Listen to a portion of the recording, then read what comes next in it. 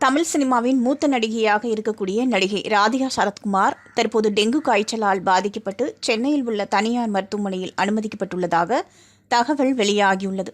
2 நாட்களுக்கு முன்னரே மருத்துவமனையில் அனுமதிக்கப்பட்டுள்ளார்.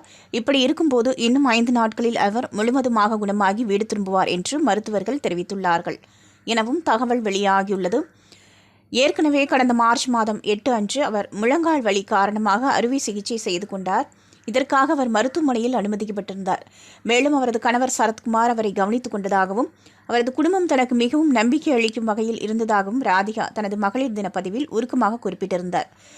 முழங்கால் வலி குணமான பின்னர் படப்பிடிப்பு பணிகளில் கவனம் செலுத்தி வந்தார்.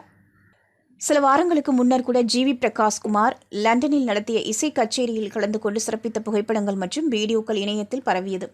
அதேபோல கடந்த ஆண்டு, அதாவது 2024ஆம் ஆண்டு நடைபெற்ற மக்களவை பொதுத் தேர்தலில் பாஜக கூட்டணியில் வேட்பாளராக களமிறங்கினார்.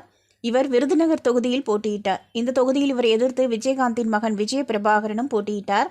ஆனால் இந்த தேர்தலில் ராதிகா தோல்வியை தழுவினார். மேலும் இந்த தேர்தலுக்காக விருதுநகர் தொகுதி முழுவதும் சூறாவளி பிரச்சாரம் மேற்கொண்டார். தேர்தல் முடிந்த கையோடு சரத்குமாரின் மகள் வரலட்சுமி சரத்குமாரின் திருமணத்திற்காகவும் ராப்பகலாக வேலை பார்த்தார். இதனாலே அவருக்கு உடல்நலக் கோளாறு ஏற்பட்டிருக்கும் என ரசிகர்கள் கவலை தெரிவித்தனர். இந்நிலையில் தற்போது அவர் சென்னையில் உள்ள தனியார் மருத்துவமனையில் அனுமதிக்கப்பட்டுள்ளார். 2 நாட்களுக்கு முன்னரே மருத்துவமனையில் அனுமதிக்கப்பட்டுள்ளார். இப்படி இருக்கும்போது இன்னும் 5 நாட்களில் அவர் முழுவதுமாக குணமாகி வீடு திரும்புவார் என்று மருத்துவர்கள் தெரிவித்துள்ளார்கள் எனவும் தகவல் வெளியாகியுள்ளது. ராதிகா சரத்குமார் குணமாகி வரும் தகவல் ரசிகர்களை ஆறுதலடைய செய்துள்ளது. மேலும் பலர் அவர் விரைவில் குணமடைந்து வீடு திரும்ப வேண்டும் என்று வாழ்த்து தெரிவித்து வருகிறார்கள்.